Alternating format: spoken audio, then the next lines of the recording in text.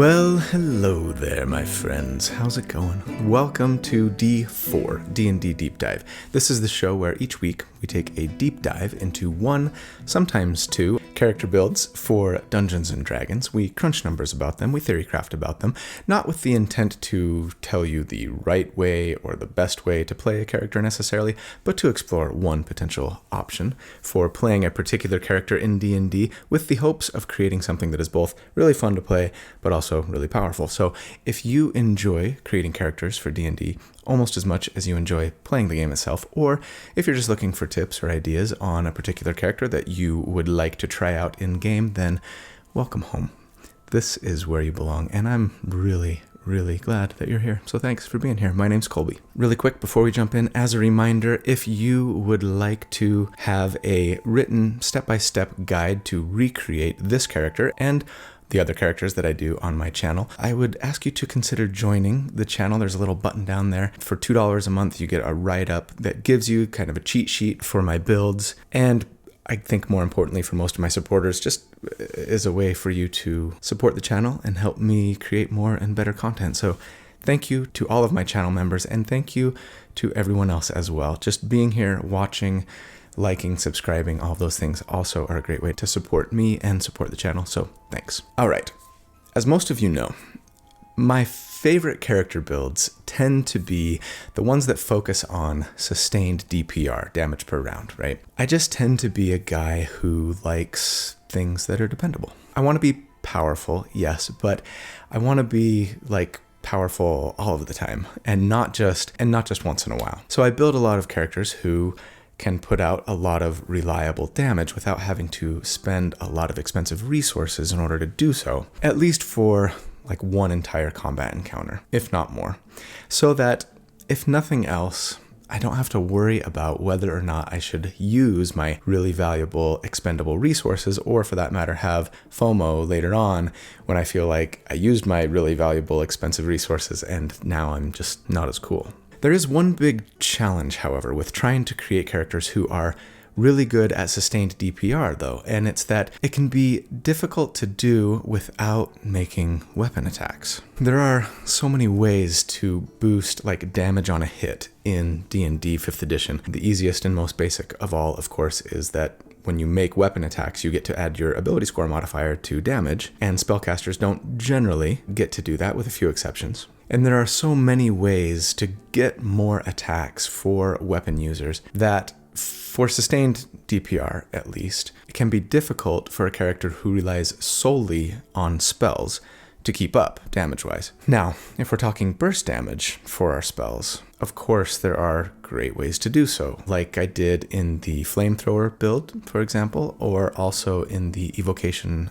Blaster Wizard, among others. And of course, many would argue that the best use of spells in-game generally isn't to be doing damage anyway. I get it. But if we want to focus on sustained damage with spells and spells alone, then we're basically talking long-lasting spells that usually rely on our concentration, and we only get to concentrate on one spell at a time, of course, and cantrips, since they are essentially resource-free, right? You don't have to use spell slots for them, and so you can use them as often as you like. But cantrips, with maybe the exception of Eldritch Blast, if you build for it, just aren't fantastic at putting out strong damage round after round, at least not compared, in my opinion, with weapon users, generally speaking, and all of the many ways that they have of hitting harder and more frequently. And so, the task that I gave myself today was this: find a way to build a character who does great sustained DPR, but who does so using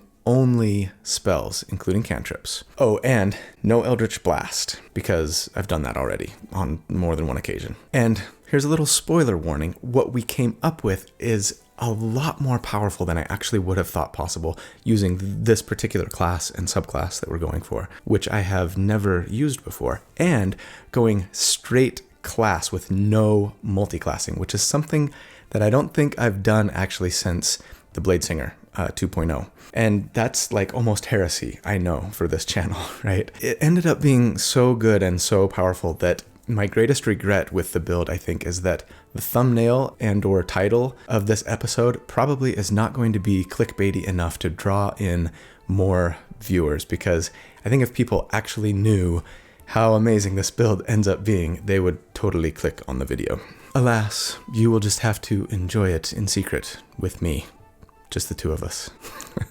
And so I proudly present episode 82, Nature's Wrath. And a big thanks, as always, to my good friend Randall Hampton, who comes up with fantastic character artwork for the concepts that I give him each week. I think this one, and I know I kind of say this a lot, but it might be my favorite to date. It is fantastic. I mean, it looks awesome and also freaking adorable with those little otter nature spirits that he's got there.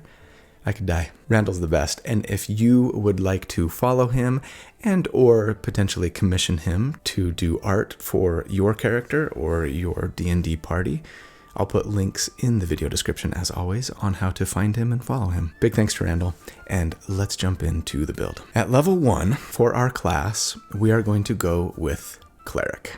Yep, it's a Cleric build. Are you surprised? Probably not. You probably saw the thumbnail or read the title.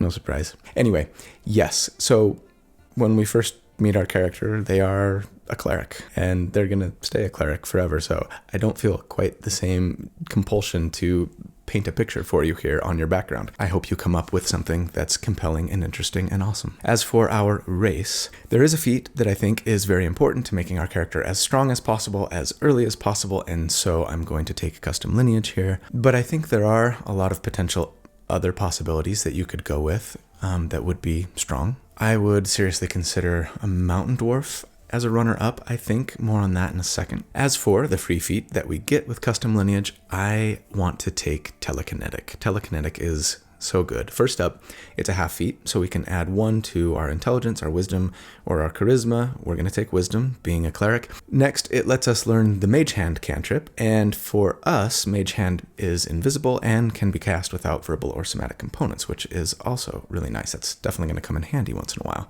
Pun intended. But above all, and most importantly, with this feat, as a bonus action, you can force a creature to make a strength saving throw against your wisdom-based DC, and if they fail, you can move them away from you or towards you 5 feet. And a character can willingly fail this save, so you can move an ally at will if you'd like to as well. This is going to be important for our build, but we'll get into why a little bit later. As for our ability scores, I'm going to assume that we're using the point buy method as always, and recommend that we take a 15 in wisdom, plus 2 from custom lineage, plus 1 from telekinetic, which gives us an 18 starting wisdom right now, which is fantastic for level 1, and then a 15 constitution, and a 15 strength with a little asterisk here. Really, the only reason that we're taking a strength score that high is so that we can wear heavy armor without any move speed penalties. Obviously, you could go dwarf here, like I mentioned earlier, and with dwarves, you don't suffer any move speed penalty for wearing armor, even if you don't meet the strength requirement. That said, dwarves only have a 25 feet move speed, so compared to the 30 from custom lineage, it's only a 5 feet move speed difference, right? But still worth considering, especially because if you went mountain dwarf, like I was saying, you'd get a +2 to your wisdom and a +2 to your constitution, and it would let you allocate more of your points instead of into strength into other things like maybe dexterity to bump that saving throw and your initiative, stuff like that. So yeah, that's why I think Mountain Dwarf is a really strong consideration here. Of course, there are others, but we're still going to stick with custom lineage and take that 15 in strength. As for our starting equipment, I'm just going to recommend starting with like standard stuff. We can take chainmail because we will be proficient, as I'll mention in a second. But yeah, just make sure you get a shield. I don't really care about weapons in this build. As I've mentioned, we're focusing on spells only. So whatever other basic necessities you may have. And then at level 1, clerics get their subclass, their divine domain, right off the bat, and it's awesome. And we, in case you hadn't already guessed, are going to go with Nature Cleric. And I'm really excited about this because I've never used Nature Cleric in a build before, though I've considered it many times. Here's what we read from Wizards of the Coast about Nature Clerics. Gods of nature are as varied as the natural world itself, from inscrutable gods of the deep forests, such as Sylvanus, Obadhai, Chislev, Balinor, and Pan, to friendly deities associated with particular springs and groves, such as Eldath. Druids revere nature as a whole, and might serve one of these deities, practicing mysterious rites and reciting all but forgotten prayers in their own secret tongue. But many of these gods have clerics as well, champions who take a more active role in advancing the interests of a particular nature god. These clerics might hunt the evil monstrosities that despoil the woodlands, bless the harvest of the faithful, or wither the crops of those who anger their gods. So yes, we are a worshipper of a deity of nature, or perhaps if you're not comfortable with deities, might decide that your cleric worships Mother Nature herself.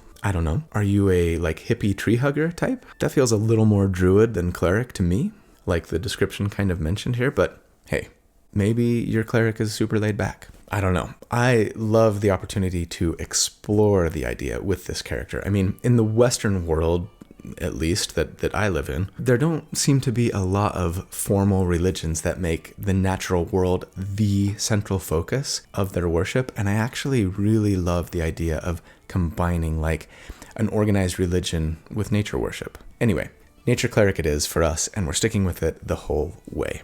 So as a nature cleric, we get proficiency with heavy armor. Like I mentioned, that lets us start with chainmail, which is great. And then we get the Acolyte of Nature feature. So we get to learn one druid cantrip of our choice. And to be honest, as silly as it may sound to some of you, aside from the story and character reasons, this is actually the main reason that I wanted to go with a nature cleric as opposed to some other divine domain. Of course, there are plenty of other ways that we could pick up a druid cantrip. We could take the magic initiate feat or even the spell sniper feat in our case. We could simply take a 1-level druid dip, of course, or actually for the spell we're going for, an artificer dip would get us there as well. Ultimately, if there's another cleric subclass that you think would be worth giving up either one of your feats for or one of your levels for, keeping in mind that taking a druid dip might present some conflict with the heavy armor that we want to be wearing, then I think you could do it. Admittedly, I was pretty tempted to do so myself, but I really wanted to make this build a single class build since it's something that I do so rarely, and I do get a lot of requests from people to say, hey, do one without multi-classing.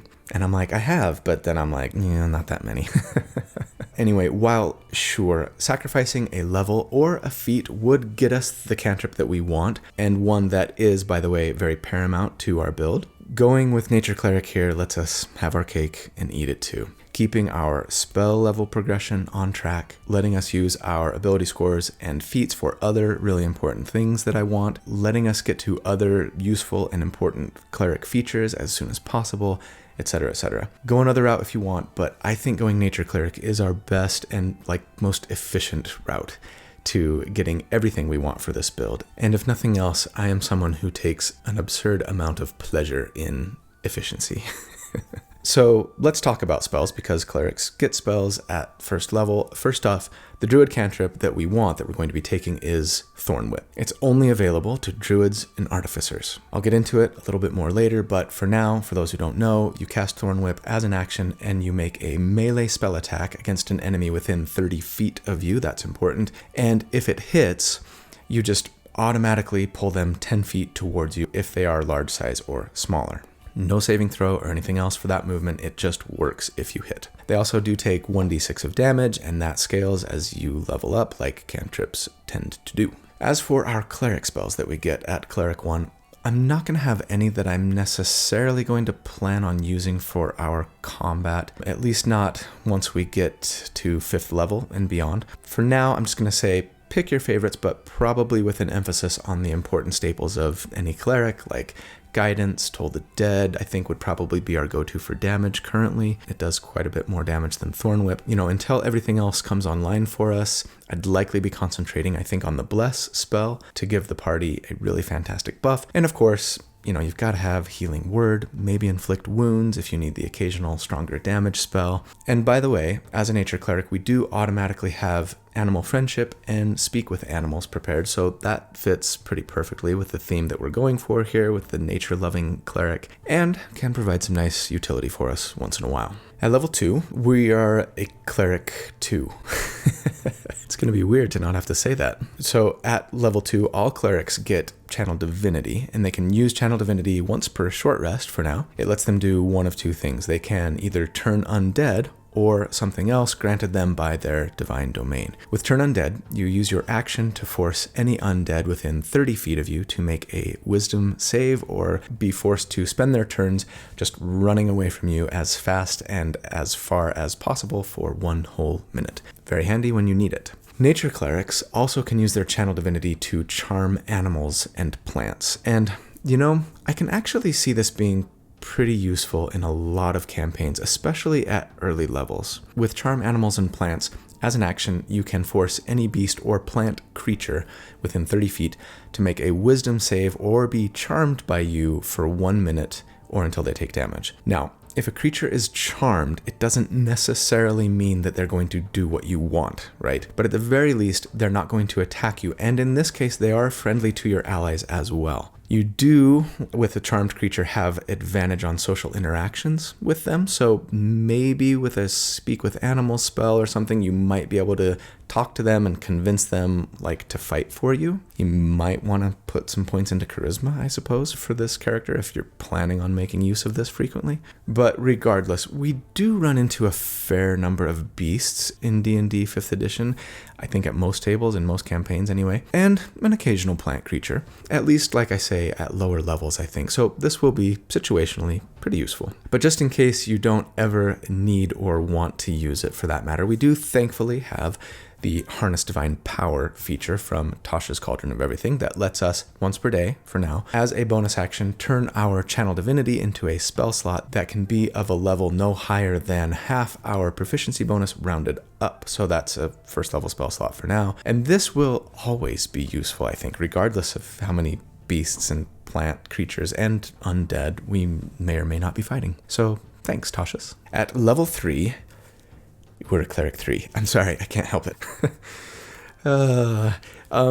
Right, we get second level spells. You should definitely pick up things like Aid and Lesser Restoration. I really love Warding Bond, and Hold Person is, of course, situationally very powerful. But the one that I'll say that we should grab for sustained DPR purposes is the old standby Spiritual Weapon. Spiritual Weapon is pretty unique among spells in that it can give us damage round after round for a whole minute, but doesn't require concentration, and that's really happy. It's a bonus action to cast, and when you cast it and then on subsequent rounds, you can use a bonus action to make a melee spell attack against an enemy, doing 1d8 plus your wisdom modifier if it hits, and getting to add your wisdom modifier on a spell is fairly unique as well, actually. And it's not a ton of damage, but it's not bad at the cost of our bonus action, considering that we get to use it round after round. And the damage does increase by 1d8 for every 2 levels that we upcast it, so as a 3rd level spell, it's still just going to do 1d8, but as a 4th level spell, it'll do 2d8, right? Now, I'm not actually going to plan on using this in combat every round, but it will be a nice backup option to have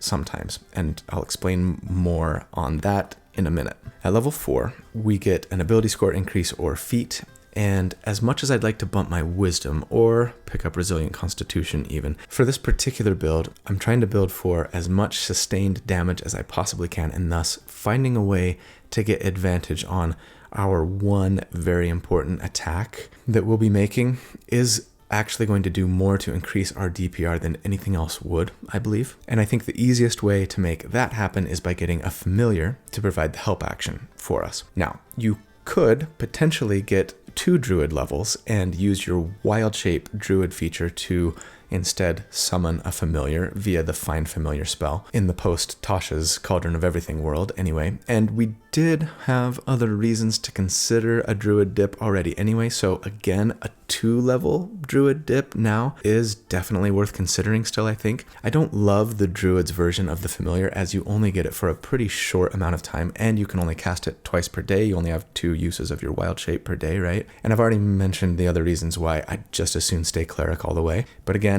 it's worth considering. For me, I'd prefer to get the actual Find Familiar spell via a feat here, I think. And there are a couple of options for us to be able to do that. We could either take Magic Initiate and pick up a 1st level wizard spell and a couple of wizard cantrips, or we could go Ritual Caster and get 2 1st level wizard ritual spells. I prefer to go Ritual Caster here myself, as there really aren't any wizard cantrips that I feel like I just really have to have, though there are some great options. And with Magic Initiate, you can only cast the spell that you get from it once per day, regardless of whether you have additional spell slots for it, etc. Or it's a ritual spell and you could potentially cast it as a ritual. So if the familiar that you summon were to die somehow, you wouldn't be able to bring it back until the next day, and that would make me really sad. But with Ritual Caster, we can choose 2 ritual spells from a class's spell list, obviously in our case Wizard. And so we take Find Familiar, of course, and then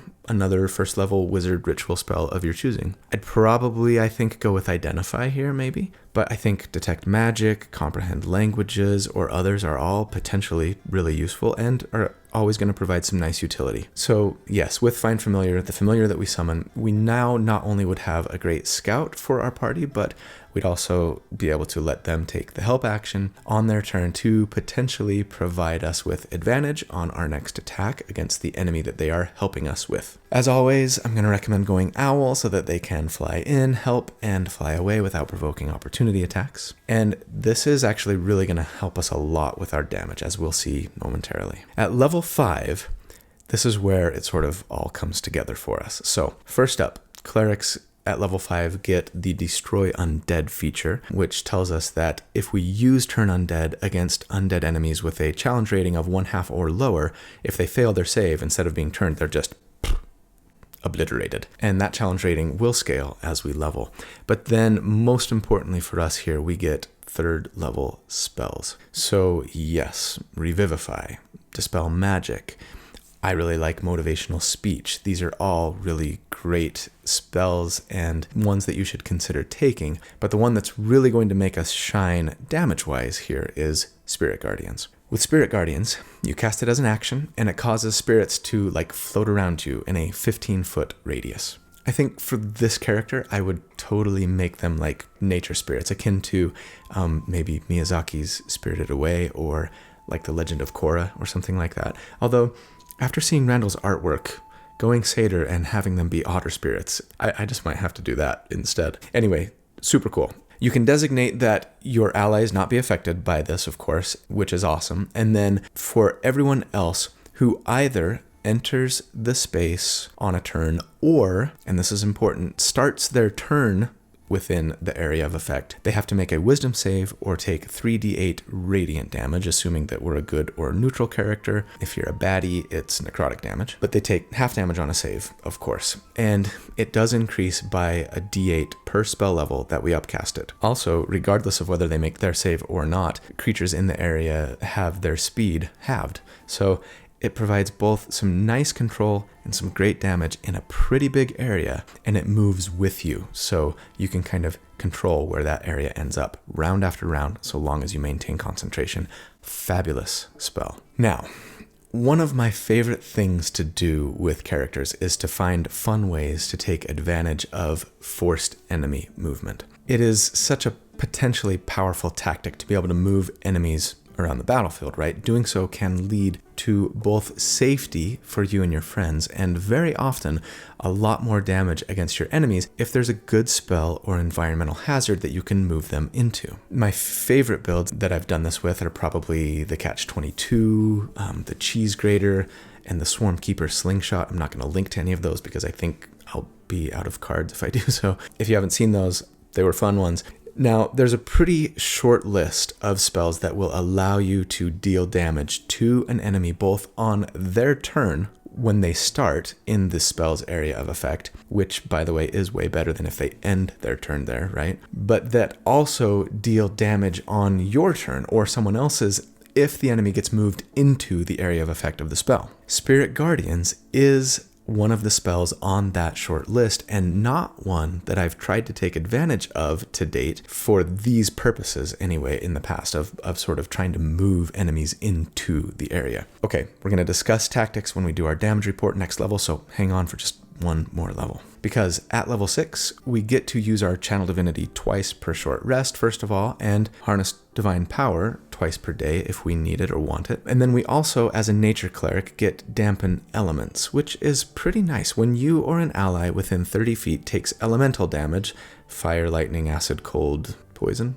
you can use your reaction to cause you or the ally to have resistance to that damage for that instance of the damage. It doesn't last the whole round or anything. So it's kind of like the Absorb Element spell, but that you can use on a friend too if you want, and that you don't need to spend a spell slot for. That will be really handy when you need it. So for our first damage report here at level 6, here's how I envision this all working. On round 1, you're casting Spirit Guardians with your action and positioning yourself to try and get as many enemies within that 15-foot radius as you can. But ideally, with one of your enemies just 5 feet outside the area of effect. And then with your bonus action, you would telekinetically pull that enemy towards you into the area, dealing that 3d8 damage, or half on a save. For everybody else, they're not going to take that damage until the start of their turn, right? Then on subsequent rounds, you try, if you could, and I realize that you're not going to always be able to position yourself so that there are 2 enemies just outside of the area, one just 5 feet away and one potentially up to 10 feet away. And I actually want to do something that I don't often do here, which is try and demonstrate this in a Roll20 map. Okay, so this is sort of like the ideal situation that you might find yourself in here on subsequent rounds, I think. This is us right here, and we got one little lizard guy over here that we've got in the area of effect. He's just kind of a little bit of a bonus for us, but then we have one enemy that's 5 feet away and one enemy that's 10 feet away and is attacking our rogue ally here. On our turn, what I'd like to do is, with our action, use Thorn Whip on this guy right here, using your familiar to give you advantage on that attack. If it hits, he's automatically pulled 10 feet towards you. And upon entering, the aura of your Spirit Guardians is going to take 3d8 damage. Then bonus action, telekinetically pull this guy, also dealing 3d8 damage when he enters the area of your aura. And then at the start of each of these 3 characters' turns, they're going to take 3d8 damage from Spirit Guardians, or half on a save, of course. And from here, you just rinse and repeat. So yes, this is why we wanted to take both Thorn Whip and Telekinetic. They were so important to this build. There aren't a lot of ways in 5th edition to pull an enemy towards you without expending spell slots or other limited use resources. And there are especially not a ton of ways to do this on a character who has early access at 5th level to Spirit Guardians, right? And I mean, not even the Lightning Lure spell, which is also a cantrip, and it pulls enemies towards you, would work in this scenario because the range of it is only 15 feet, which is the same as the radius of our Spirit Guardians. And for a creature to take damage on our turn, we have to pull them from outside the area of effect to within the area of effect, right? And so the range of Lightning Lure was not big enough, but Thorn Whip has a 30-foot range. And that's what made it so ideal for the tactic that we're going for here. Now, the question, of course, is what are the enemies going to do on their turn? Or can we just rinse and repeat here? Obviously, I have no way of knowing that. I think it fairly likely that they try to get outside of the area of effect of your Spirit Guardians. That's kind of what we're hoping, so that you can then just pull them back in again on your turn and continue to double dip each round. But they might not. They might decide that they would like to kill this nature cleric who's doing so much damage to them and their friends. And if that happens, that's actually sort of a win for us, since with a shield and assuming we have plate mail by this point, we're sitting at a 20 armor class. And that's without any magic items to bolster us. And if an enemy ran up to try and attack you, okay, on your turn you could potentially telekinetically shove them 5 feet away, run away without taking an opportunity attack so that they're just outside the range of your spell, and then on their turn, they may run back in to try and hit you, taking damage. We didn't even need to use whip or telekinetic for that. Or they might run away, in which case you could sort of chase them down and whip them back in and continue to follow this tactic. What about for the times that you're in like a boss fight, say against a single big bad enemy, there aren't multiple enemies to target? Or if you think that the enemy is very likely to make their strength saving throw against your telekinetic pull, in those situations I would say feel free to just drop the telekinetic like bonus action tactic and just pull out your spiritual weapon and focus on doing single target damage instead. For numbers crunching purposes, I'm going to assume that we are trying to pull 2 enemies into our aura each round, appreciating that these are our best case scenario numbers that might not always play out perfectly due to the size of the room, enemy positioning, number of enemies, size of enemies, with Thorn Whip only working against creatures that are larger or smaller, right? But telekinetic, for the record, has no size restriction, so keep that in mind. And I mean, of course, there are very often going to be more than 2 enemies within 15 feet of you. And in those cases, the numbers that I'm about to present are actually going to be lower than what you might consistently see in combat. But regardless, if everything works out on 2 enemies like I've kind of laid out here, we would be doing a potential total of 3d8 per enemy twice each for taking damage on our turn and on theirs when they start within the Spirit Guardian's area, plus 2d6 Thorn Whip damage on one of them who gets pulled in to the area of effect. And assuming that all that works out like we want to against enemies with a 10 armor class and a +0 to their saving throws, we would do on average 50 damage per round.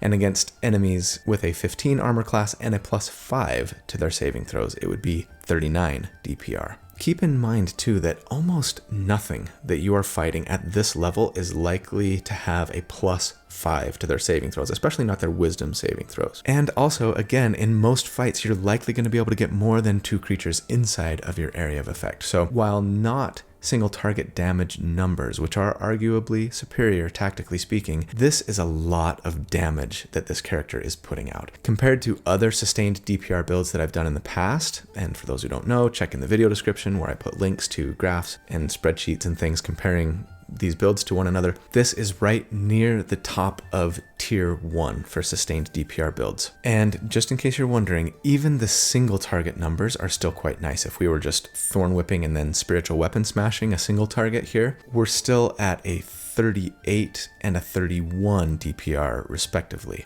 And that still puts us in the top half of tier 2. So very strong regardless of the situation that you find yourself in. Okay, with the core concept of the character complete at this point, I wanted to pause for a moment and read the description that the team over at dScryb came up with for this character, as dScryb is the video sponsor this week. The cleric swerves, his powerful serpentine body moving fluidly into action. With a hiss that sweeps through the air, he summons a legion of reptilian spirits, ethereal forms of green and brown mist that undulate around him. He raises his clawed hand and a coil of vines magically appears in his palm, spinning and writhing. He flings them forward with a thundering crack, and his spirits move in tandem with just as much speed and ferocity. With a mocking flick of his tongue, the cleric raises his shield. A cloud of insects billow out from behind the bulwark and consume his foes in a dark, droning pall. That's fantastic, as always. And first off, let me just say how I love how Randall envisioned this character as a satyr, right? And the dScryb team envisioned them as some sort of like serpent-like creature. Maybe they have Yuan Ti blood in them or something, I'm not sure. But that's what I love about custom lineage. I feel like it can often let me have my cake and eat it too, both from a character concept and mechanics perspective. But I digress. I want to talk about a relatively new feature to dScryb today, maps. Most of you know about dScryb at this point, how they create fantastic like box text professional descriptions of just about anything you could want in D&D, from a setting to a character to a weapon to a spell and everything in between, right? But in addition to all of that, dScryb has now teamed up with some of the best artists out there to add a bunch of beautifully illustrated downloadable maps that can be easily imported into Roll20 or other VTTs. And as with everything that dScryb does, they have a pretty significant portion of the maps that are available for free to anyone, like my favorite, the Fairy Portal here, which just looks so cool.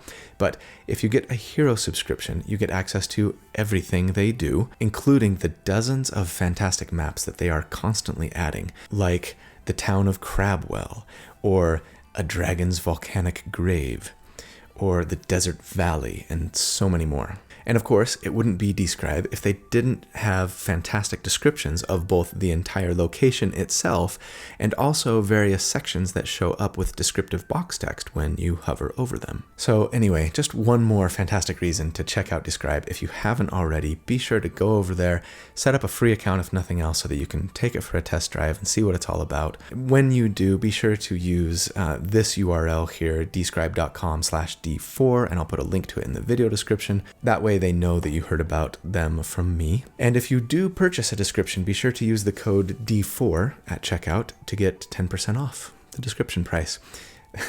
The subscription price. So big thanks to dScryb, and let's jump back into the build. At level 7, like I said, we pretty much have the core concept of the build complete now, and typically this is the point at which I start to look at other class options to see if we can gain more by going elsewhere. But the thing is, with this character, all of our damage is coming from spells, right? 100%. And we're using our action, our bonus action, and our concentration already to make everything work. The number one thing that's going to increase our damage at this point will be simply to upcast our spells at higher levels, especially Spirit Guardians. And I just don't think that there's any other passive benefit that we might get from a different class at this point. Definitely not one who isn't a full spellcaster. Nothing that would outweigh the benefits that we'd get by getting more ability score increases or feats, higher level cleric spells, and other high level cleric features. You may think that we'd be better off with some wizard levels or druid or bard or sorcerer here, and if so, let's discuss in the comments. I'd be curious to know why you think so, but as for us, we're just going to stick with cleric the whole way. So as a cleric 7, we get 4th level spells, of course.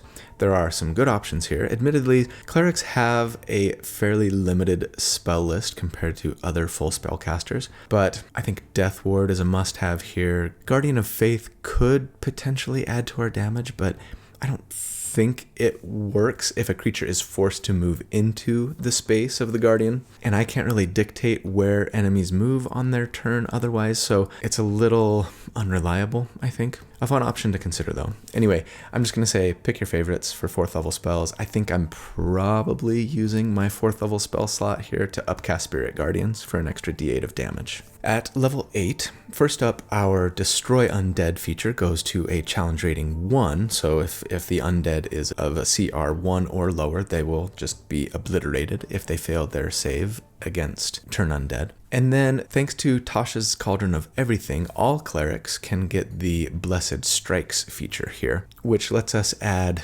a 1d8 of radiant damage to either one of our cantrips or our weapon attacks, and we're not making weapon attacks, of course. You can only add this once per turn, but that'll be a nice little bump to our Thorn Whip. We also, of course, get an ability score increase or feat at level 8, and I like how one commenter on my last video put it, that I sort of teach to the standardized test with my builds. I don't think they intended it to be insulting, and I didn't take offense. I mean, their point was, I think, that as someone trying to optimize for a particular thing in each of my builds, whether that be damage, survivability, healing power, etc., I often do things in these character builds that you might not necessarily want to do with your character in game, right? All in the name of pushing that one thing that I'm trying to optimize for as high as I can, as quickly as I can. Take this character, for instance. The vast majority of our damage is coming from Spirit Guardians, which is a concentration spell, and we don't have Constitution saving throw proficiency, right? As such, the thing that will be more devastating to our damage output than anything would be to lose concentration. And as such, you should probably take Resilient Constitution early on with this character, or maybe Warcaster. I think Resilient Constitution is a little stronger. I would maybe consider taking it as my free feat at level 1, but probably at least at level 4, right before we get Spirit Guardians, right? But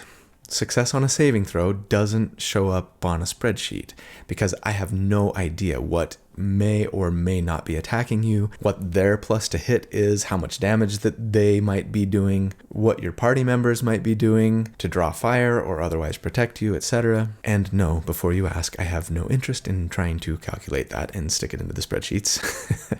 Trying to accurately represent every potential combat encounter is a fool's errand. And these numbers that I present are really just here to give us like a general idea of what's possible, right? Thus, at level 8, when we get our next ability score increase or feat, I'm going to say go ahead and bump Wisdom to cap it at 20, increasing our likelihood of failed saves against our Spirit Guardian damage, our telekinetic pull, and increasing our Thorn Whip's chance to hit, or the plus to hit and damage of our spiritual weapon if we're using that.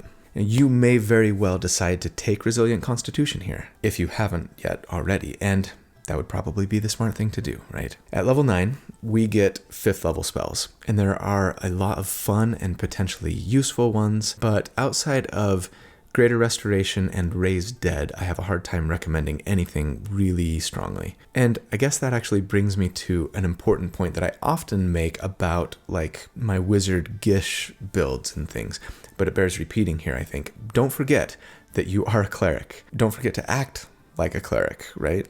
I mean, obviously, play how you want and in a way that's fun for you, but there's a very high likelihood that your party is going to be looking to you for support and healing and things above all else. And I think you should probably give some serious consideration to filling that role if no one else in your party is doing so. So yes, of course, if an ally goes down, forego your bonus action telekinetic pull on an enemy most of the time, I think, to bounce that fallen comrade back up with a healing word. Save a spell slot for Revivify, for probably lesser restoration, almost definitely greater restoration, as it can heal and cure things that almost nothing else in the game can very often. So yeah, I would say lean into and enjoy your ability to do multiple things and do them well. At level 9, it's time for our next damage report, and of course, I'm assuming that you're just using those 5th level spell slots for Spirit Guardians. And our tactics haven't changed much since we checked in last time, just our effectiveness at doing them and the amount of damage that we do when they work. And so against enemies with a 10 armor class and a +0 to their saving throws,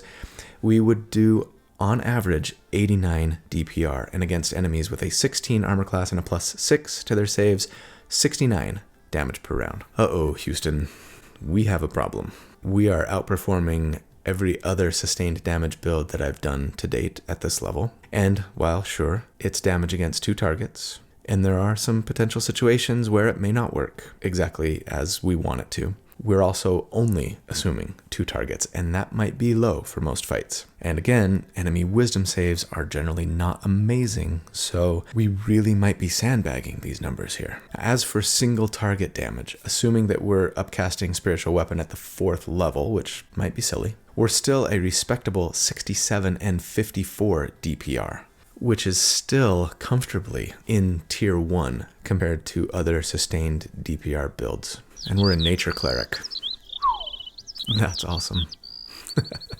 At level 10, we get Divine Intervention. So as an action, once per day, once per week if it works, you can try to implore the aid of your Dungeon Master. Your deity. You describe the assistance that you need and you roll the percentile dice, right? 2d10 or a 100-sided die if you have one, I guess. If the number you roll is your cleric level or lower, so you've only got a 10% chance currently, fickle gods, the deity/DM can intervene on your behalf. They decide what that looks like, but we're told that the effect of any cleric spell or cleric domain spell would be appropriate. Sheesh. Like 9th level spells, potentially, right? That's nice. I mean, it's not that you can cast. It's just any cleric or domain spell. And it's not very reliable, but hey, if you need a miracle, right? You know what? I've never actually seen this work in game before, ever.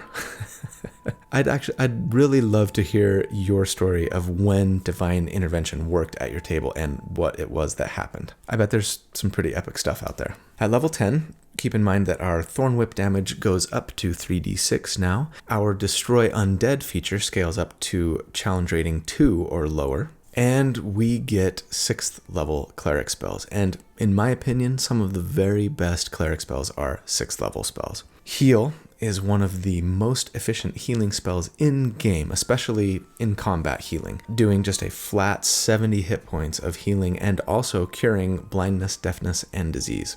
Really strong. I think it's kind of a must-have for when things get desperate. Hero's Feast is another amazing one.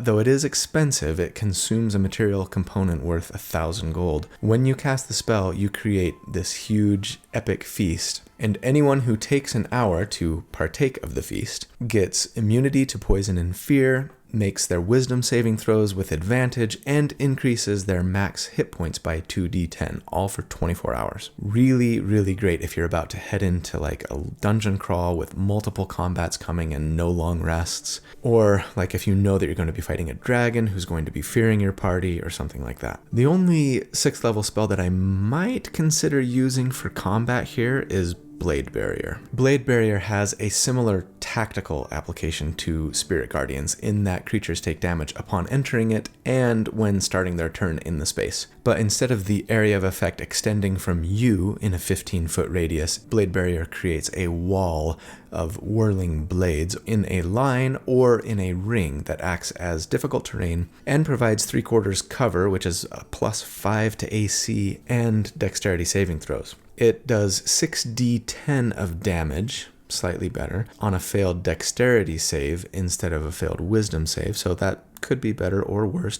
depending on the enemy. And even though that is a little bit more damage for a 6th level spell anyway, it doesn't scale when you upcast it for one thing, but also because it's static and is thus probably even more difficult to ensure that enemies are exactly where they need to be for you to pull them into it on your turn, I'm not going to assume that we're using it when I crunch the numbers. But if you really like the other benefits that a 3/4 cover difficult terrain wall of spinning blades might provide, it might be worth keeping this arrow in your quiver. At level 12, we get another ability score increase or feat, and since I capped our wisdom last time, I definitely take Resilient Constitution here, but again, if I were playing this character in-game, I'd likely have taken it much earlier, maybe as early as level 4. Resilient Constitution now is going to bump our Constitution by 1, bringing that odd-numbered 15 up to a 16, which is awesome, and letting us add our proficiency bonus to our Constitution saving throws, and that's just really powerful. Sometimes the best offense is a good defense. At level 13, we get 7th level spells, and 7th level spells kind of start to get into Loco land. Create a temple out of thin air to shelter you and your party in for 24 hours. Take your entire party to another realm of existence. Bring someone back from the dead who's been gone for nearly a century. There's lots of fun and crazy stuff we could do here, but nothing that I'm going to plan on using in combat, so I'm just going to say PYF. Pick your favorites. For our damage report at level 13, again, not a lot has changed for us tactically, but we could potentially upcast Spirit Guardians to do 7d8 per target, potentially twice per round. And our Thorn Whip damage has increased, and our spell and telekinetic DC is now up to a whopping 18. So against enemies with a 10 armor class and a +0 to their saves, we would on average do 128 DPR. And against enemies with a 17 and a +7, it would be 96 damage per round on average. Basically beating out all other sustained DPR builds at this level except the Cheese Grater. Okay, fine, I'll link to them there. But it is neck and neck. Cheese Grater is just barely edging them out. But that was a single target damage build. This is not. Although our single target damage is still very strong, assuming we upcast Spiritual Weapon to a level 6 spell, which I know seems crazy, we would be at 93 DPR and 74 respectively. Still a tier 1 single target damage build. At level 14, our Destroy Undead feature now works against undead creatures of challenge rating 3 or less. And wait, what? That's it? We don't even get an extra spell slot? That can't be right. Come on, wizards. Sometimes you make it really hard not to multiclass. Okay, fine. That's all we get at this level. So I guess if you run into a group of mummies or wights or like skeletal owlbears, you're going to be freaking amazing at this level. Psst, hey, DMs. If you have a level 14 cleric in your party, please give them a random encounter filled with mummies or something. Let them feel like this level wasn't a total waste. At level 15, though, we do get 8th level spells. As a cleric, you have all of 5 options. They are all situationally powerful, but also fairly niche, in my opinion. So pick your favorite. At level 16, we get another ability score increase or feat, and I can actually see arguments for a lot of different options here. Tough feat might be nice, just raising our constitution wouldn't be a bad idea. Maybe even heavy armor master for the damage reduction, though admittedly that's more powerful I think at earlier levels, but it would also give us a +1 to our strength, giving us a 16 strength now. A shield master might have some appeal, but with our low dexterity score, I'm skeptical. Maybe if we went Mountain Dwarf and we had a little bit better of a dex. I think of all of the options available to us, I'd probably take Warcaster here. We do have a nice Constitution saving throw bonus now, but getting advantage on our concentration checks from Warcaster just really solidifies them. One of the benefits from Warcaster being able to cast spells with our hands full doesn't really concern me that much, as we haven't been using a weapon this whole time, like I've said. I mean, we're kind of like Eric from that old 80s D&D cartoon, right? Wait, all you have is a shield? That's it? Just a shield. What the heck? But the other Warcaster benefit of being able to cast a spell when we get an opportunity attack would actually also be pretty nice for us. Since we have this aura of deathly damage floating around us all of the time that we're constantly trying to pull enemies back into, it stands to reason that some of them might want to run away from us once in a while. Up until now, when that happens, we've just sort of been like, peace, when they do, right? And I really haven't cared too much about that, since we kind of want at least one or two of them to run away from us so that we can maybe pull them back in on our turn and double up on that Spirit Guardian's damage, right? But now, if they do run away, maybe we can hit them with a nice inflict wounds on their way out, sure, or just a Toll the Dead to send them on their way. Bong. But finally, at level 17, we would be a cleric 17. And we get the Master of Nature feature. This is like the Nature Cleric capstone, and it's not all that great, I don't think. Situationally, sure, but basically it lets you actually command any beast or plant creature charmed by your channel divinity, the charm animals and plants, right? Which we couldn't necessarily do before. It does cost you a bonus action to do this, so sure, now if you're fighting a number of beasts or plant creatures, you just created a little army for yourself, and it's going to greatly turn the tide of a battle in your favor. I guess I'm just kind of skeptical that you're actually going to be fighting that many beasts or plant creatures at level 17. When you are, it'll be awesome. Otherwise, your channel divinity will still let you recover a 3rd level spell slot, 3 times per day actually, next level, and that's not too shabby. Remember that Thorn Whip now gets its final bump here to 4d6 damage. Destroy Undead now works against undead creatures of challenge rating 4 or lower. But best of all, of course, we get 9th level spells. Jeez, I almost don't know what to do with 9th level spells. I get them so infrequently. And, I mean, to be fair, neither myself nor anyone that I've ever played D&D with has ever cast a 9th level spell in-game, not even in a one-shot. Maybe you're one of the happy few who get this far, and in that case, yeah, you could power word heal an ally to bring them all the way back from 0% to 100% health, as well as actually remove a bunch of negative conditions on them and even let them stand up if they're prone, which I don't know why, I just find to be a really hilarious image. It's like your ally is just unconscious. And then you cast a spell and they're just like, oh, boom. What happened? Who? Isn't it weird that clerics actually didn't even get power word heal until Tasha's Cauldron of Everything came out? It used to just be bards only. But anyway, mass heal is arguably a better 9th level spell though, letting you restore up to 700 hit points divided amongst yourself and all of your allies. And I mean, True Resurrection will even let you bring back a party member who has been, I don't know, disintegrated. I wonder when something like that might come in handy. Corey. Anyway, pick your favorite. For our final damage report at level 17, I'm just going to assume that we're using that 9th level spell to upcast Spirit Guardians just for fun. And thus, against an enemy with a 10 armor class and +0 to their saves, we would do 170 damage per round on average. And against enemies with an 18 armor class and +8 to their saves, 122 DPR. And thus beating everything else at this level, at least against low enemy armor classes and saves. but losing out still to just the Ashardalon's Strider. Ooh, do I have any cards left?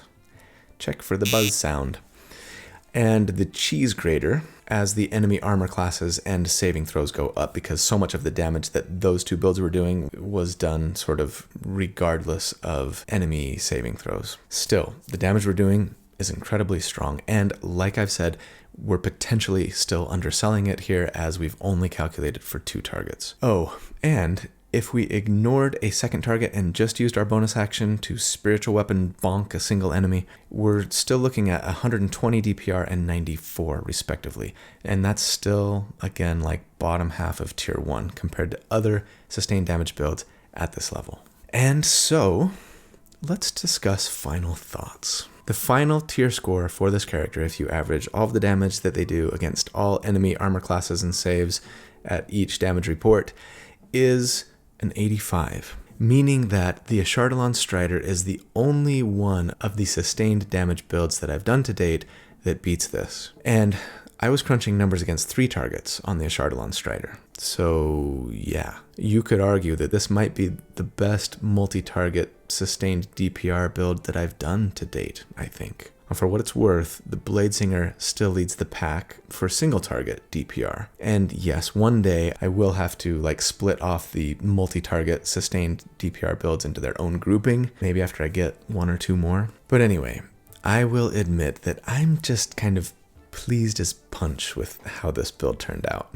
My favorite character builds are the ones that I just sort of stumble onto when I'm brainstorming and scouring D&D Beyond for things, and this was one of those. And of course, the amazing and sustainable damage it puts out is sort of the headline for it, I think, but what makes me love it the most is the fact that we get to do it with a straight class build that also happens to be one of the stronger support classes in the game, and a nature cleric, no less. And I'm totally a tree hugger, so that just really scratches that itch for me. On top of it all, in my opinion, combat in D&D is never more fun than when you're moving enemies around the battlefield to great effect. And we're pretty tanky to boot. So yeah, this character brings so much to the table. It's really fun tactically, it does great damage, has strong survivability, provides fantastic healing support, all while letting me live my best hippie tree hugger life. And I absolutely love it. And like so many of my children, I can't wait to play it in-game. So that's the build for the week. I hope you guys enjoyed it. More importantly, I hope you know how much I love you. Thanks so much for watching, for liking, for subscribing. Please check out the other content in the channel if you are not in the habit of doing so. And please have a fantastic day, a fantastic week. I hope to see you again soon. And until then, be safe, be kind, be good. Take care.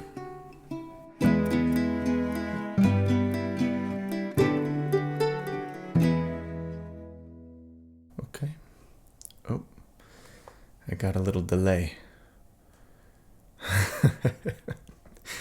Testing. That's off. Don't do that. Just the two of us. We can make it if we try. Just the two of us. You and I. Power word heal. That is hard to say. Don't say that. Building castles in the sky. You like cake and I like pie. Hey, Mickey. Do they have to fail their save? Or is it just automatic? Let's find out. Don't even say that. More planes. I don't even live that near an airport. I don't know what the deal is with all the planes lately. Like a sharp punch in my eye. Turns out I don't know any of the other words to that song.